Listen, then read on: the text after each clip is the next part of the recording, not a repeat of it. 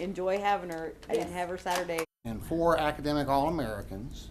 And the names are Payne Hatter as individual national champ, Josh Walker, Michael Williams, and Zach Dobbins, individual runner-ups, Mark Hobson and Evan McGee, 3rd place finishers, Shelby Kraut, 5th place finisher, Josh Ailey and Caleb Cotter, 8th place finishers, Brian Dutton, Payne Hatter, Lane Lassiter, and Casey Powell, academic All-Americans, and setting the new point record at 169 for the most overall points in the NJCAA National Tournament.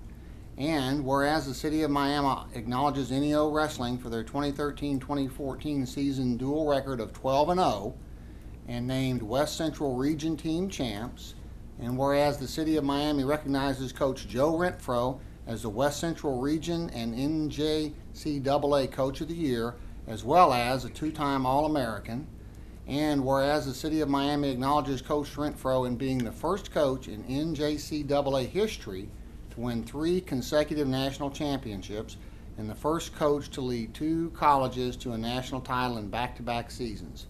Now therefore be it resolved that Mayor Schultz and the Miami City Council do hereby proclaim March 25th, 2014 as Northeastern A&M College Wrestling Day in the City of Miami.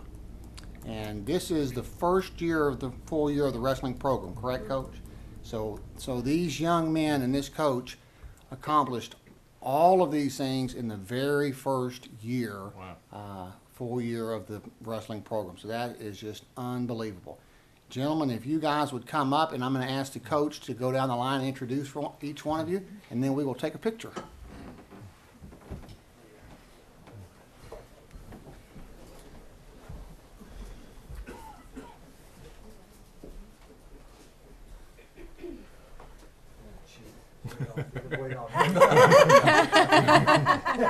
Staying away from the cabinet there. Okay, would you, for the benefit of the camera, Coach, introduce your guy? This is Coach Renfro. Yeah, go ahead. Starting from left to right, over here we got Josh Walker from Tulsa Union, Oklahoma. Next to him we got Josh Ailey from Tonkawa, Oklahoma. Next to him we got Casey Powell from Claremore, Oklahoma. Right there we got Zach Dobbins from Coweta, Oklahoma. Next to him we got Michael Williams from Claremore, Oklahoma. Next to him we got Dustin May. He's our assistant coach. We got Dennis Sigmund. He's another assistant coach. Coming back with our big boy, not as big as the one behind him, but he's big. Evan McGee from Ardmore, Oklahoma. Going back, Shelby Kraut from Ponca City, Oklahoma. Caleb Cotter from Sapulpa, Oklahoma. Mark Hobson, he's from Bonner Springs, Kansas. And our 1 national champ, individual national champ, Payne Hatter, he's from Neosho, Missouri. Awesome.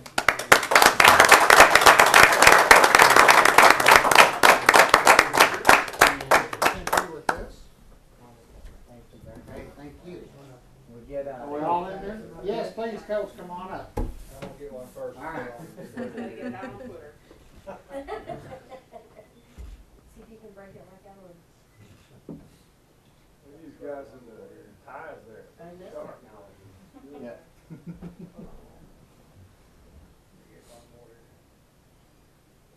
So does Coach Patterson get credit for recruiting you? He was a major reason why I decided to come there. One of the major reasons. A lot of good people here, that's definitely. Everybody want to look this way?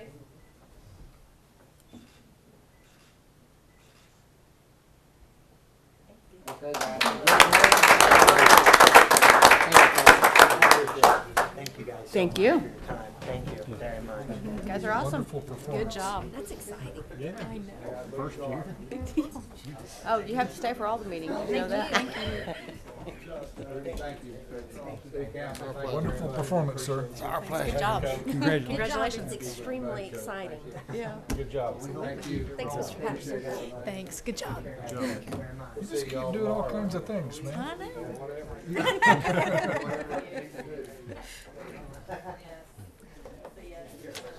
And the one council member that has a wrestling background and isn't able to be here. Joe, Joe is a big supporter of the wrestling program for years. Wrestled and went to, well, got hurt right before state. That's pretty amazing. Yes.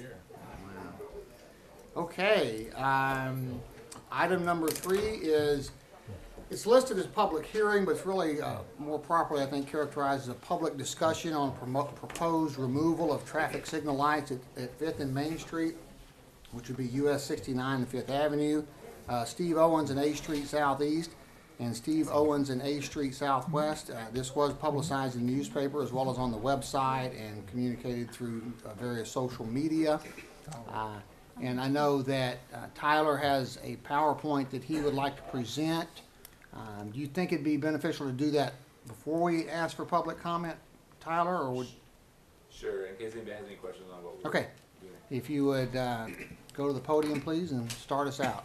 Okay.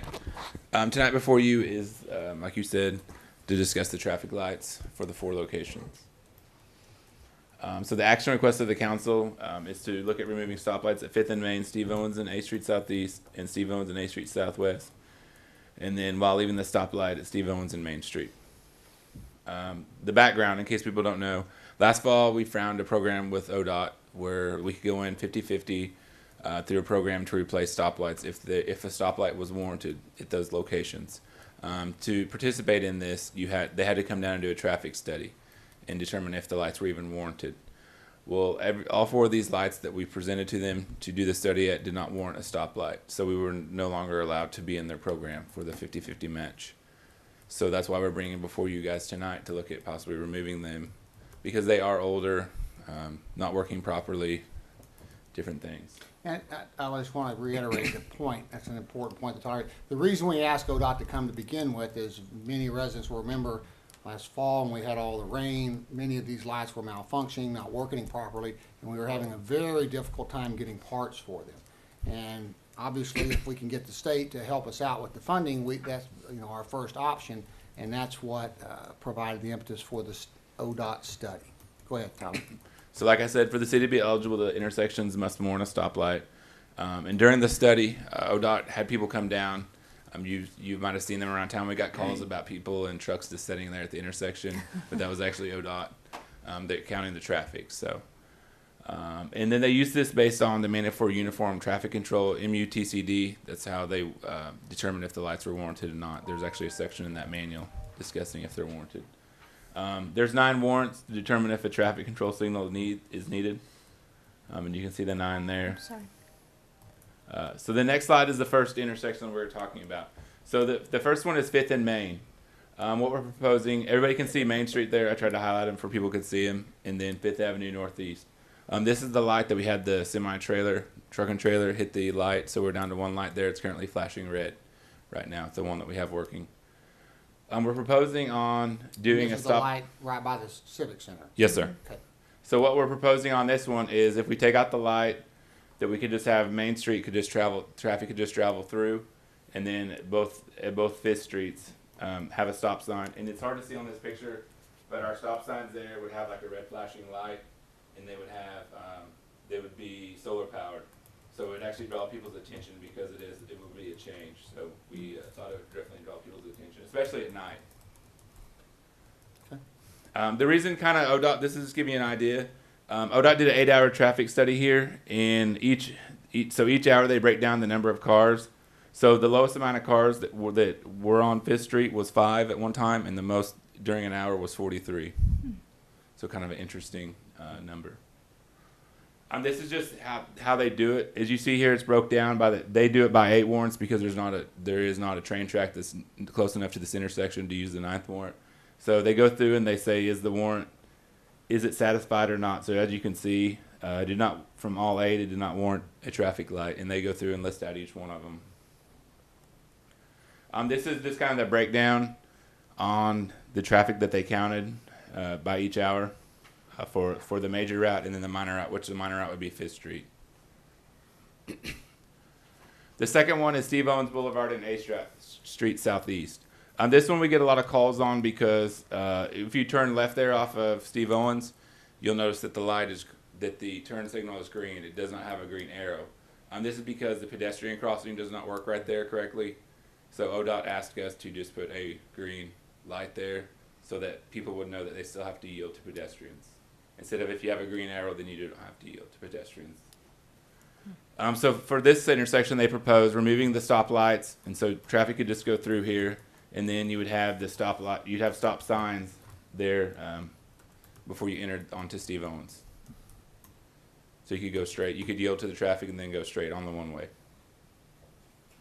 You can see here they go through the warrants, and none of the warrants satisfied having a stoplight there. You can see here this is the number of traffic.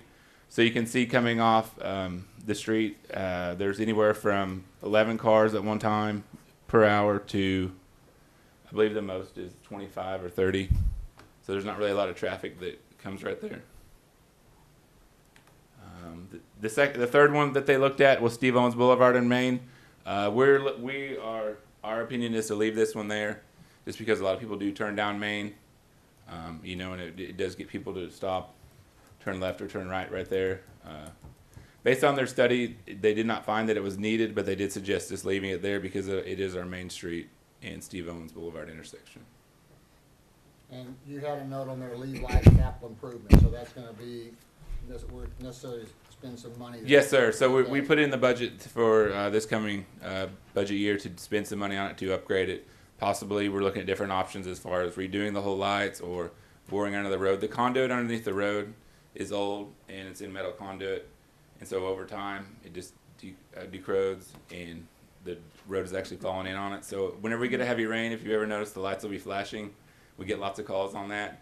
That's because the metal conduit is missing in certain areas and it gets water in it, and then it malfunctions, and it causes the conflict monitor, to automatically cause everything to flash red. Okay. But we do get a lot of calls on it whenever they do go out. So this is the warrants. This is the 8 warrants that's showing that even this intersection was not warranted. A traffic light. This is the number of traffic that were at each hour. And the last one is Steve Owens and A Street Southwest. So we're proposing on this one is doing, again, the red flashing stoplights, and then we'll have the cross traffic does not stop, as if people have seen out in certain areas. So motorists would know that you stop there, and also have the idea that cross traffic does not stop. So before they go out there and turn or go straight, they would know what's going on. Here's the warrant study again. You can see there that that it was not satisfied. And then the number of traffic for each intersection. So kind of step one, based on the traffic study. So if we did remove the lights at different intersections, we install the stop sign. Here's a close-up of the stop sign. You can see the red flashing lights. You can see the solar panel on top. Then we didn't install the cross traffic does not stop below the stop sign. And ODOT suggested we change the lights that right now would change them to lights flashing red for traffic that'll be stopping, and then yellow for traffic that'll be going through, just because there'll be a change so people would understand the change. So do that for a month possibly. And then on the second slide, cover the stoplight. So after a month of doing this, then we'd go through and just cover the stoplight. So we're not actually going to remove them, we're just going to cover them and wait another month and see if everything still goes good. And then the third step would be just to remove the lights. So we determine that everything goes good, then we can just remove the lights. So if we get a month or so in and we are having significant problems or complaints, we can revisit the issue. Yes, Is that sir. the point? Okay. Kind of just from talking back and forth with ODOT, their suggestion was, because 5th has been out for so long, at 5th and Main, to possibly pass a resolution on that to remove that light, because people have just gotten used to it, being flashing red, and then either do the resolution to replace the other ones, or, like I said, do the 2 months and just make sure everything goes good, and then do the resolution for those at that date. Tyler, can you go back and explain so step one was to put in the stop sign Yes, with ma'am. the flashing light.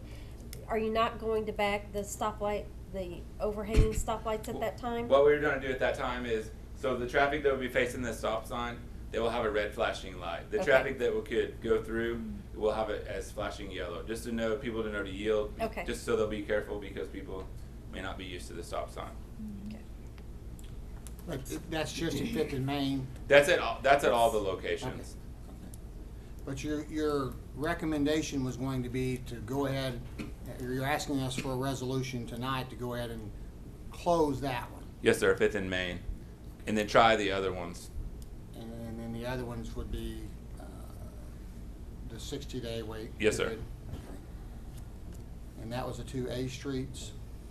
Yes, sir. Okay.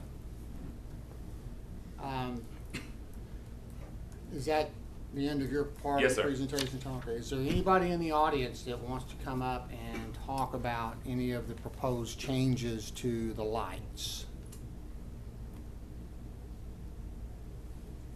Yes, sir, Mr. Roberts. I just have a couple of questions. Okay. So the study that the state did didn't warrant amount of traffic on 8 streets to justify the lights, is that Yes, what sir. you're saying? I just can't believe that. You know, due to the fact that it's a highway, I cannot believe that. And I realize more people are traveling Main Street now than they used to. So what does it cost to maintain a light? Is that an open-ended question? I think last year we spent 40 or 45,000, and our problem with our lights is that they're so antiquated.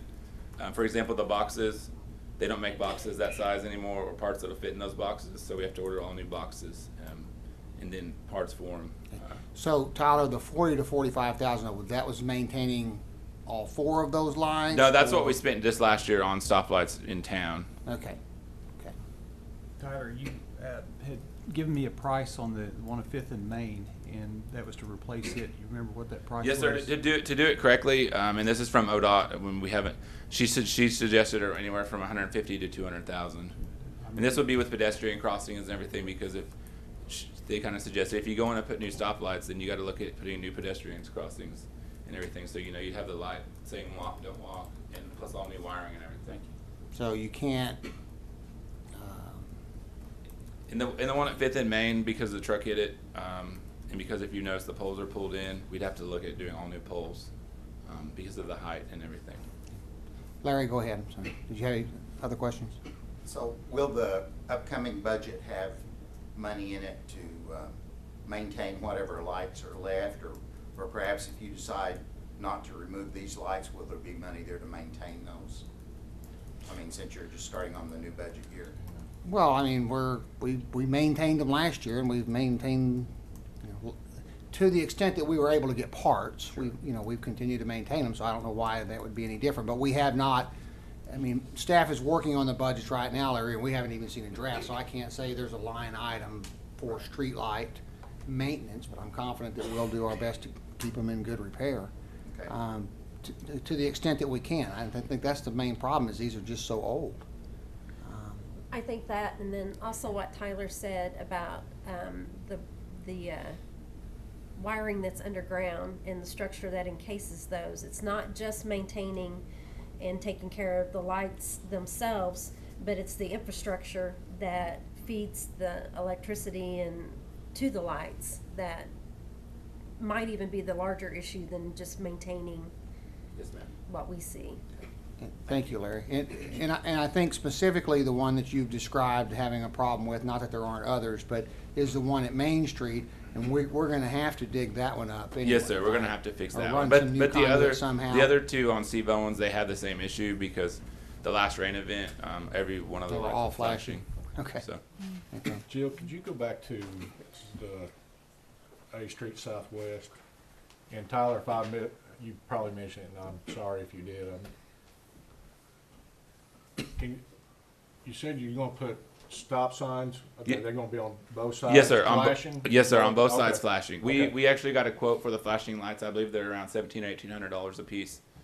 So if we do go this route, we do have it lined up to get new stop signs. Okay. Are these the same lights that are on the Y at Quapaw as you come in? That's where they'd be similar to that. I don't know if they're exactly the same, but It's bright at night. yes, sir. I was in Breckenridge and they have a lot of stoplights like this. So Mr. Lillard?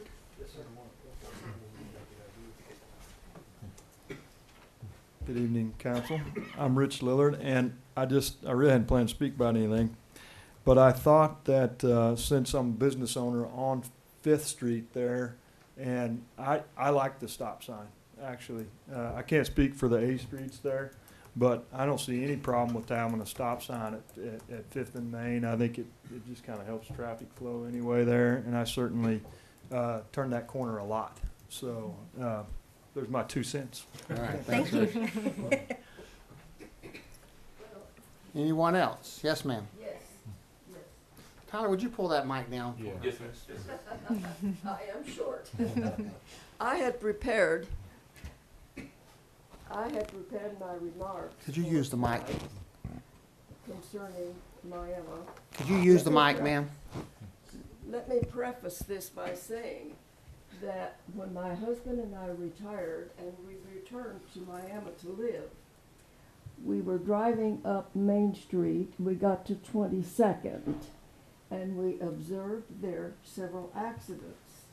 And so we inquired as to what was happening, and they said, well, we need a left turn signal. And I said, what can be done about that? And they said, well, someone has to start the ball rolling. So my husband, Jack Sanders, and I started the ball rolling. That was in 1993. We worked through 3 mayors, and finally, in 1999, we got the left turn signals at 22nd and Main. I'm well acquainted with the men who come from Tulsa and the man who comes from Oklahoma City. And when we finally got the left turn signals, the man from Oklahoma City came and he said to us, I have some advice. He said, any time that you are putting forth efforts north to south for traffic, that traffic is going through the main part of town. They're not shopping. They're not stopping. He said, what you have to be concerned about is from west to east. On 22nd Street at that time, we had that traffic light. There was nothing on Elm Street. And so we started investigating to see where the town started west. And then we went from there east. And I have done that with my husband. We have gone through these street by street to see where the traffic flows.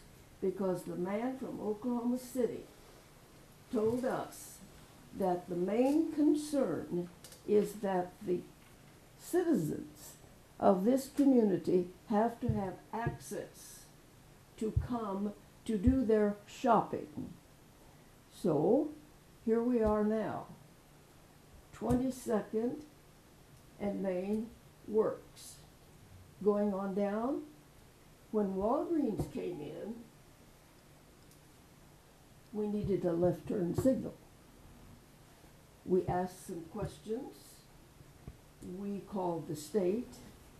We called Tulsa. And they came and made a survey and said, we need a left turn signal. We got it. Now here we are now, and you people are sitting here and talking about turning off the lights. I had a long conversation with the woman who came and went through everything with you. And I talked with her this morning. She said, the state stops on 5th Street. And because we did not have much traffic coming through, they were recommending that we turn out the lights on 5th Street.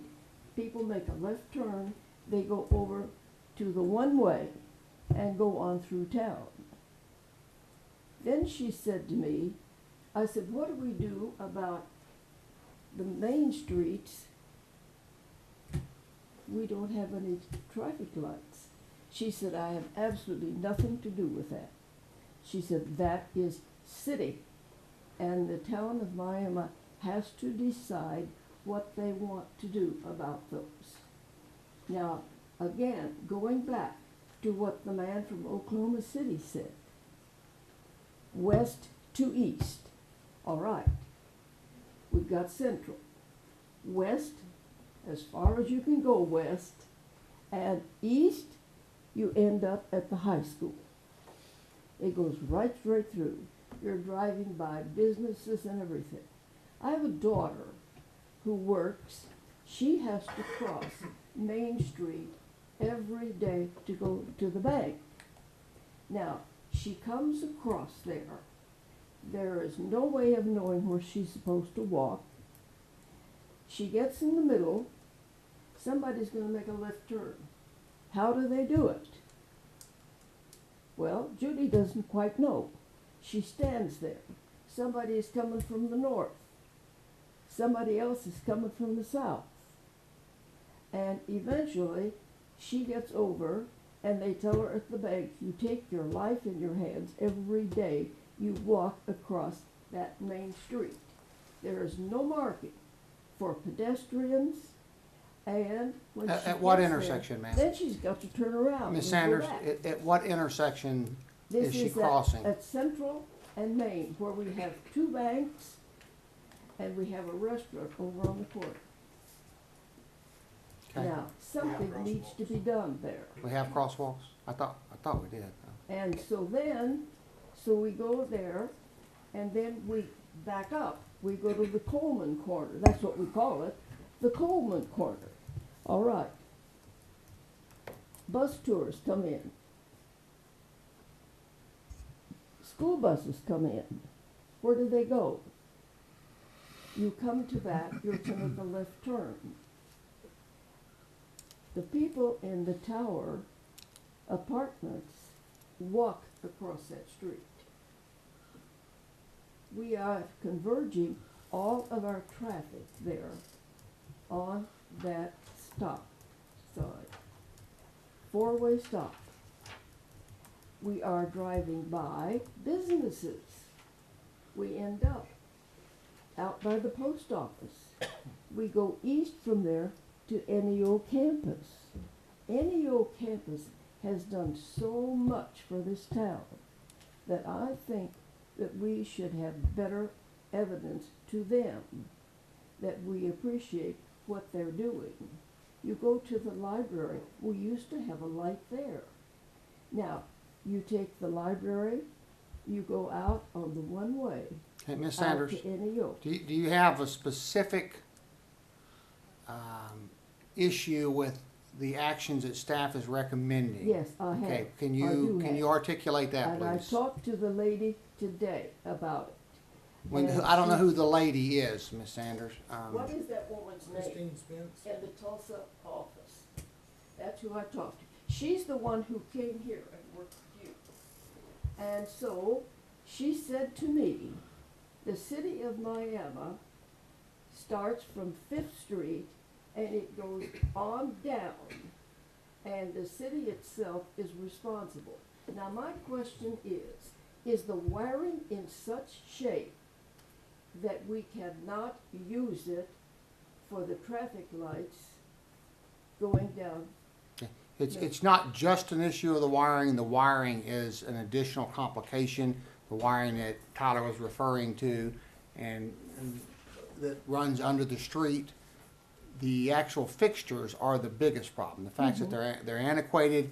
We're part of what we hope to do with the ones that we take down is be able to perpetuate the life of the ones that remain up by cannibalizing them, because there's no way to get parts anymore. Yes, well, she talked to me about that.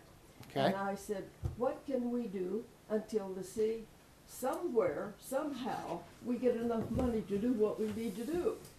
And she said, you could put back up what you've got and use it for a while. She said, of course, it's none of my business because the highway doesn't come that far, see? And so it's up to the city. Well, I don't know what you all can do, but I do know that the people need to be fully informed as to what is happening on Main Street. We're going down the street suddenly, oh, no traffic light. Well, Ms. Sanders, Yes. I think that that's part of the point of tonight. We talked about this in a meeting a couple of weeks ago. We put it in the newspaper. We're having this public hearing tonight to give people an opportunity to be informed, and Yes. you're part of that process, Yes, okay? I am. But the implication was people weren't being informed, and in fact, that's exactly what we're doing. And in addition, staff is recommending with a couple of the lights that we not pass a resolution to close them off, but that we start that process and give people a chance to either acclimate to it or to express their concerns. Yes, and that's why I'm here. Okay. Rudy and I had quite a conversation the other day on the telephone. Yes, we did. But at the time, what you said to me, what I understood you to say was, we were taking out every light from Brahms to Steve Owens, Yes. and that's No, not anywhere close to what we were doing. Yeah, no, I'm talking about, I'm talking about from, From Fifth Street. I understand, but when we talked the other I'm day, talking about the middle of Main that's, Street. you That's you what had a I'm different talking impression, I about. guess. And she said, I have no authority whatsoever. That is your city's problem, and they have to take care of it. Now, I do have one bright spot in all of this. I don't know how many of you read the Tulsa paper, but in the Tulsa paper, there was an article about Broken Arrow. And they have a company coming in, and what they are suggesting, so that the people of Broken Arrow will know exactly what is going on. They appointed a central committee of people from the town. They got together and decided that the townspeople really needed to be informed about what was going to be happening or needed to happen. And so they divided it up, and my suggestion to you all would be that if each of you, having your ward that you take care of, would do this, I think that the people of Miami might feel more at ease about what's happening or what is going to happen, or at least they feel like they have their input to a survey. And so my suggestion to you all is that if you want the people of Miami to be working with you, not against you, working with you, would be that we make a central committee who would list concerns that they think the people of Miami have. And then you take those to your wards and have the people that you are acquainted with to signify their feelings about what is happening. Then bring it back to the central committee, and then they decide about what the town needs to know about. Okay. Because I hear this all the time. We don't know what's going on. And you know what, Ms. Senator, we hear that all the time too, and it's very Yeah. frustrating because Yes. we have these meetings every 2 weeks. They're published. The Miami News Record is here for every meeting. Mhm. They publish stories about what's going on. It's very frustrating for us also. The Well, Joplin you know Globe it is here. They I'm publish stories shocked about what's tonight going when on. I came in here and I sat down. Where was everybody else? I couldn't agree with you more. And that's why I am here. And so I thought that it might be a bit of the solution would be to have a conversation with you all about what I see about Miami. Okay, And- but Miss, I'm gonna stop you there because this particular agenda item is a public hearing to talk about lights. And- So any broader conversation you want to have, I'll be happy to have with you, but not Well, right now. I'm finished. Okay. I am finished. Okay, well, I'm glad to I have didn't been think here. you were finished. I thought you were leading into No, another no, point, no, and so I no, apologize. I am finished. I am pleased with Miami and my living here. I am not pleased with the fact that, you know that sign, the last guy out, turn out the lights? Well, when you go down Main Street and the traffic lights are all out, you think, what's gonna happen tomorrow? Miami will be here, I'm sure of that, and you all are doing a splendid job. But there are these things that do need to be talked about. I thank you all. And thank you. I know that you and your husband both have been very active in the community in years past, and there's a resurgence coming on. I can feel it now. Thank you for your time. I don't know about that, Rudy. All right, bye-bye. Thank you. Anyone else? Okay, then we are going to close the public discussion. And there's really not an action item, Tyler, that I don't see. Or is it further down? Yeah. Okay, a little bit further down. Okay, good.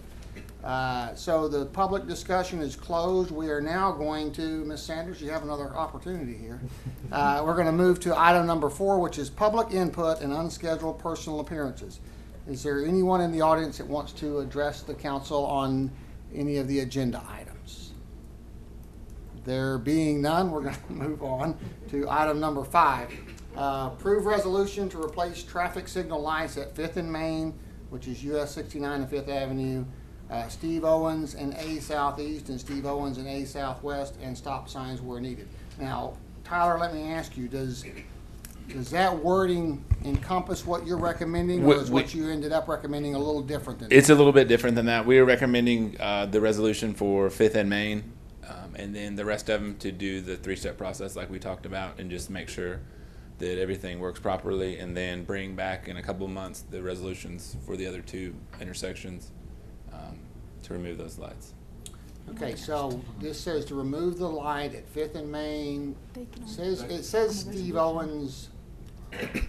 It lists the other streets Yes, as sir. in removing, but you're not really going to remove them. You're going to bag them. Yes, sir. Okay. So to make sure I understand from a legal perspective, Mayor, if I may, you're seeking what amounts to a final determination on 5th and Main. Yes, sir. Now, not that the city council couldn't come back at any point in the future And change it. and revisit the issue, they could. But in the sense of an ongoing discussion that would end with a final resolution. But are you also suggesting then that the resolution include as to the other 2 intersections, just the beginning of a process? Yes, sir. Just to begin the process, but not actually send a resolution to ODOT for them. That simply, Start the process in motion. okay, to bag them? Yes, sir. Okay. Well, would that be a proper motion, though? Well, I Just mean, 5th and I Main. think that. They'll approve I don't 5th and Main, and they'll approve bagging the other 2. Give David just a second to think about. Okay. I mean, just we can phrase it however we No, want. it is fine. It's up there. I mean, it's- Yeah. Mayor, I think that the language on the agenda is sufficiently designed to encompass a lot of options about those 3 intersections. And I'm satisfied legally that the action recommended by Tyler fits within the resolution language. As it's on the page or on the screen, David? As he puts it on the screen, let me reread one final time.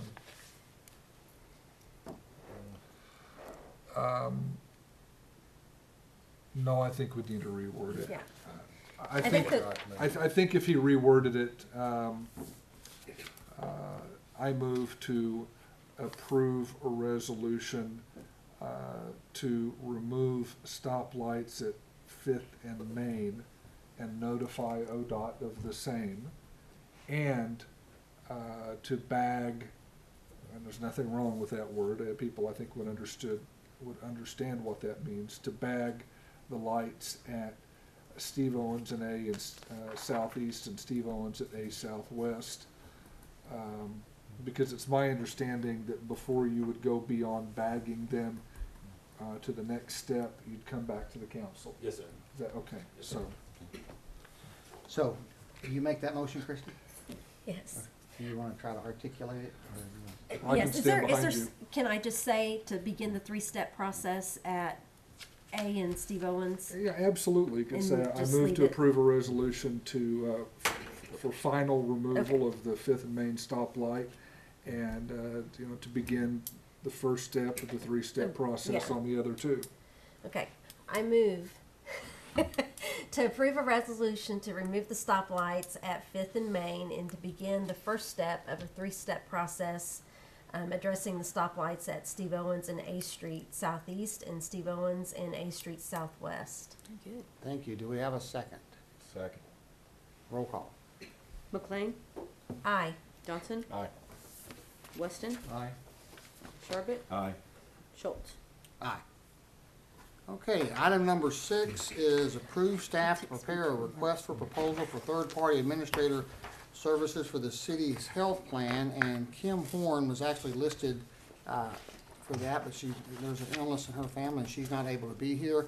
Really all that amounts to is we're putting out an RFP.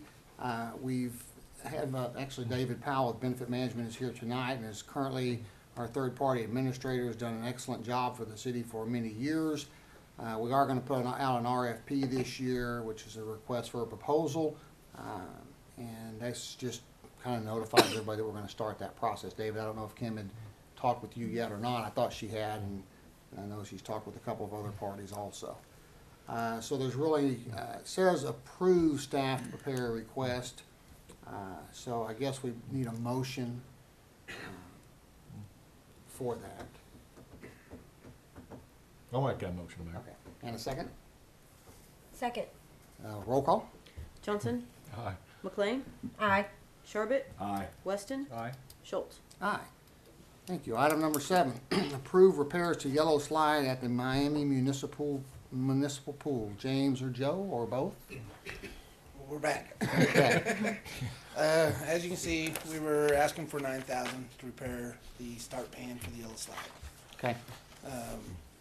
I got back with you guys last week on the deals for what you guys said, but I know you wasn't here for it. I called a couple of companies that have it already installed. One was for Mr. Cole. He's at O'Banion's Wood State Park in Indiana. They've had their slide for 7 years. He said there has been incidents, but it was all due for them the riders not going down the proper way. Their slide actually goes into a 3-foot section, and when the people would set up and go down, they would actually their feet would hit the bottom of the pool. 3 feet deep. is 3 what you- feet deep. Right, okay. So the proper way is to lay down, feet crossed, hands crossed across the chest. The lady, Miss Keys in Boger, Texas, they had one. They've only had it for 2 years. She's had one incident on her slide. It was when the lady went down. She didn't have her feet crossed. When she hit the water, the water caused her feet to hit the side of the pool. So her ankle hit the side of the pool. Okay. So David, there was, we had taken no action on this for 2 reasons. One, because we wanted to make sure Joe was here, and second, make sure you were here also to see if you had anything to add before we proceeded. I do, Mayor. Okay. My greatest concern, from a liability perspective, is to make sure, if you're going to continue with the asset and operating the asset, that there will be somebody at the top of that slide at all times who's sufficiently mature and has a sufficiently strong personality, so that whether it's an 8-year-old kid or a stubborn old heavyset guy like me, they're going to understand that they're either going to go down it the right way or they're going back down the stairs. If that can be accomplished, that addresses my concern. If it can't be, then my advice would be to shut it down. even Boger, Texas says when it gets busy, she actually sends 2 lifeguards to the top to make sure they go down the same way. But I'm very serious. Is that the one that got hurt? That was the one that they've had 2 years. And she had one that got hurt. Had one Went down the incident. wrong way. David, how are you ensure that happens? How you don't. ensure that you have a person, you know? The one of course you can. You can have strong management. You can, in essence, handpick the people. It's really it's almost a coach type personality that's required. And again, whether they're talking to an 8-year-old or a 47-year-old. And I've thought, I don't know what the cost would be, but I know it's a whole lot cheaper than paying claims. I've thought that a video monitor would be great, because if we ended up with somebody being silly, being negligent on their own fault and getting hurt, and I had a video image of a person obviously demonstrating and checking that they were properly on the slide, you know, and the person flipped an obscene gesture and did whatever they wanted, it would be clear that the city was not the liable actor. So, to me, that would be the next layer of protection would be to provide some kind of surveillance on it. Also, we'd get a sense really quickly, I think, of whether the attendant at Was the doing top her of the job. slide was doing their job. Because, Any sense of what a video monitoring system might cost? No, I would have to look into it. But there is a place to put it. We have a place up there that we could actually mount it onto the I slide. think it's a good idea. I know unfortunately, we're at the point where we need to make a decision on the repair, or we're not gonna get it done this season. Right. I actually talked to the lady today, and she said she has to know by 8 o'clock tomorrow morning to have it fixed by Memorial Day weekend if we open it. I would like, well, any other questions or comments? I was gonna say that, I'm not opposed to the slide. I would like to see the training. If we agree to go ahead and do the repairs on it in an effort to get it ready, I would like for, you guys to come back to the council with the cost of the monitoring. Okay. And then I think the $9,000 investment isn't exaggerated for the yellow, to fix the yellow slide. However, to open it, I would like to see the kind of training we're gonna put in place and demonstrated that, this is, that this will be effective, and the monitoring equipment, that the cost of it and to put it in place. Just because we have the asset Right. fixed doesn't mean that we have to operate it until we're satisfied with, That's a good point. until we're satisfied with the training that's put in place in our end of it. So, So you're recommending that we proceed with fix the it. repair, but not authorize opening the slide until we're comfortable with the training and the preventive measures that are in place? Is that would be my, That would be city manager's judgment, wouldn't it? That would be to an ours. extent, council member, you certainly have the power of the purse, and you can say the only way you're gonna authorize the fund is with the following condition. How many claims did we have last year on that slide? We had 2 in 2 claims? 2012. And Total 12,000. 12,000. And that wasn't last year because That it was closed. Closed It last was, year, 2012. Okay, the last time it Yes. was open. Open. And in each case, I had witnesses come, in both cases. One was a lady, probably 40-ish, and I forget who the other person was. But in both cases, they came to me and wanted me to know that our own parks personnel told them right off the bat that, hey, we know we've got a problem here. People are getting hurt on this thing all the time. You should talk to a lawyer, that kind of thing. Now, I'm not accusing anyone of anything, but there's nothing kind of like beginning a settlement negotiation with a somewhat credible statement from the claimant that our own people were telling them that we had a problem. And I don't mean any insult to anybody in parks. I don't mean to insult anybody that works out there. But and I know that's the kind of remark that people say, well, people always say that. But I checked, and I had reason to believe people had said things like that out there. That sounds like a training issue Sure. to me Right. from a legal perspective, and David, I would like for you to address that with the park staff. Joe, did you have any additional concerns you want to express? I'm concerned about it. Are you comfortable with what Christie recommended, and that is that we authorize the repairs, but not authorize the opening of the pool until we have a chance to review the training and put the video monitoring in place? Opening the pool or the slide? The slide. opening the Alright. slide. The slide, sorry, thank you. Hey, spend the $9,000 if you're gonna use it. That's my thing. That's a. I would agree. I feel like with the proper training and the monitoring in place that we can use it. I'm not gonna predict there's never gonna be another entry. That would be foolish to try to predict. I certainly think we can minimize it.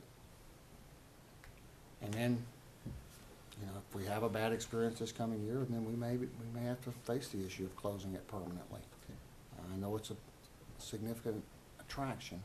We staff this with temporaries during the summer, right? Yes, with lifeguards. You have a lot of turnover? Yes and no. Last year we had a total of 43 people, lifeguards, and they stuck with us all year. So, I mean, it's been, now this year it's going to be a new crowd. It is. Most of them are moving on. There has been an increased focus on training as a result of the tragedy from a few years ago with the summer recreation program. So there's been, I think, an institutional understanding that young people can get hurt. Sometimes young people die. And we can't protect people from everything, but we can do the reasonable things that we can do. And when I think about things like this, that's exactly what I think about. Was the day I got the phone call and someone's child, someone's grandchild had died. So we're gonna move the conversation on. Are you making a motion Which, on authorizing the repair of the pool contingent, but not the opening, repair of the slide, but not the opening of the slide? The opening of the slide, we would wait until we were comfortable with the training that was in place and the video monitoring that was in place. yes. Okay, and I will second that motion. Roll call, please. McLean? Aye. Schultz? Aye. Sharbit? No. Weston? No.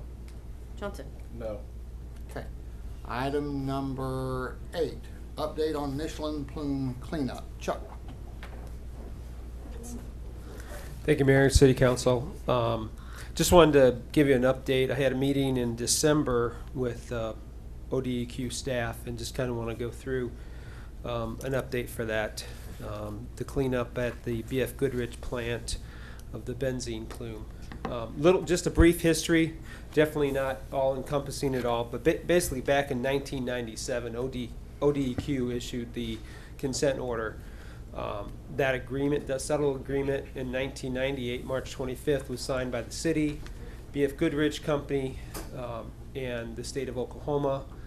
In 2006 and 2007, they did some pilot studies to inject different compounds into the groundwater, known as ORC, oxygen release compounds, and found that they had favorable results with these chemicals reacting with the benzene or mitigating the benzene.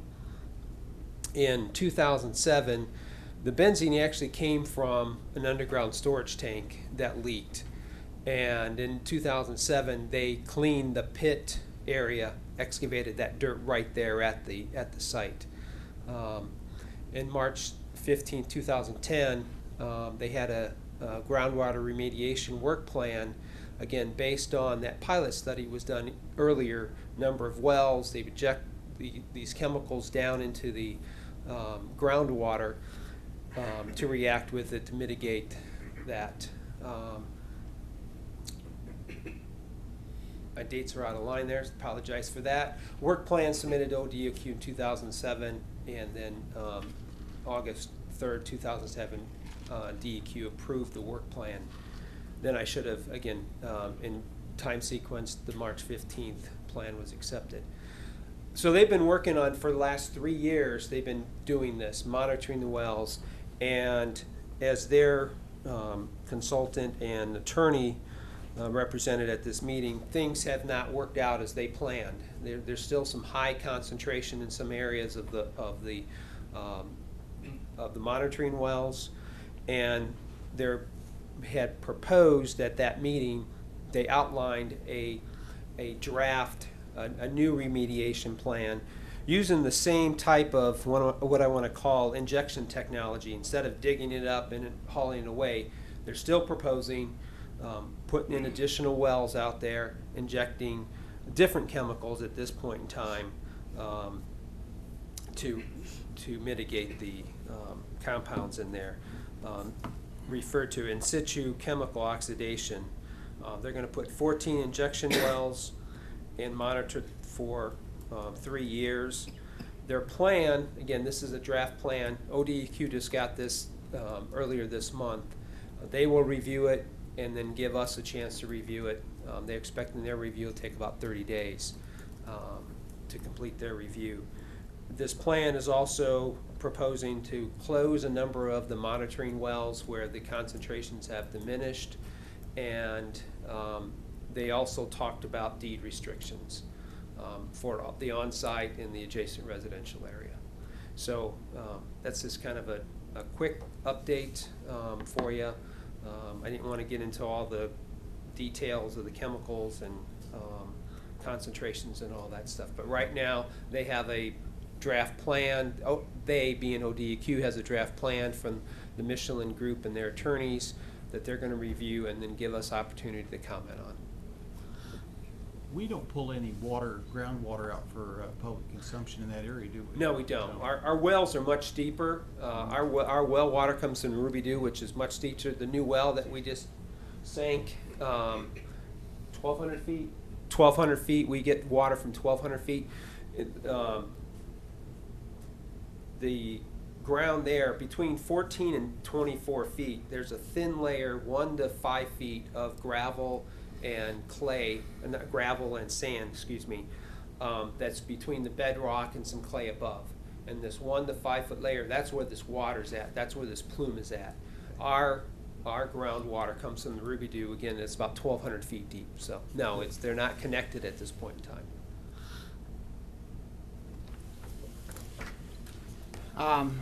We have asked Chuck to just come back and report to us on some sort of semi-annual basis at minimum, just to kind of keep this, top of mind awareness for the council.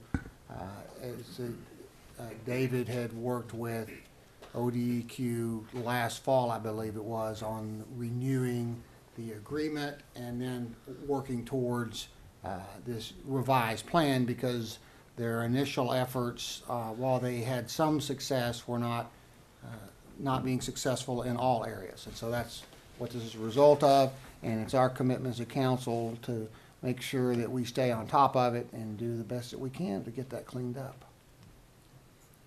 Any other questions or any other comments? Okay, Chuck, thank you. Thank you. Item number 9, other new business if any, which has arisen since the posting of the agenda. Any new business?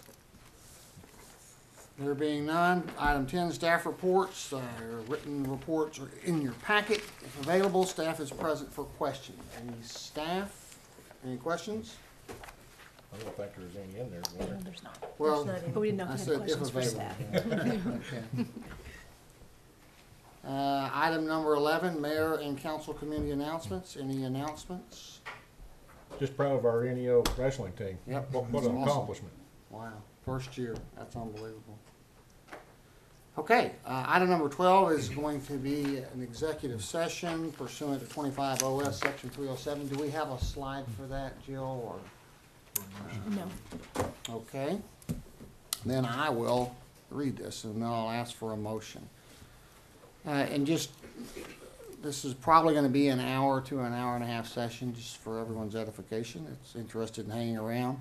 Item 12 is executive session pursuant to 25 OS Section 307B7 for purposes of discussing any matter where disclosure of information would violate confidentiality requirements of state or federal law, to wit, claims against the city's self-insured health plan. Do we have a motion, please? Is a motion to approve okay, David, or do I need to? Motion to approve is fine. Motion to approve. Second. Roll call? Johnson? Aye. Charbit? Aye. Weston? Aye. McLean? Aye. Schultz? Aye. Thank you. If we, Christie, did you have something? No. Okay, we are out of executive session, and we are, does somebody have an agenda? I just put mine away. Future agenda planning. We are under future agenda planning. Do we have any items for future agenda planning that we want to discuss? There being none, do we have a motion to adjourn? Motion to adjourn, And man. a second, please. Second. Roll call? Johnson? Aye. Charbit? Aye. Weston? Aye. McLean? Aye. Schultz? Aye, we are adjourned.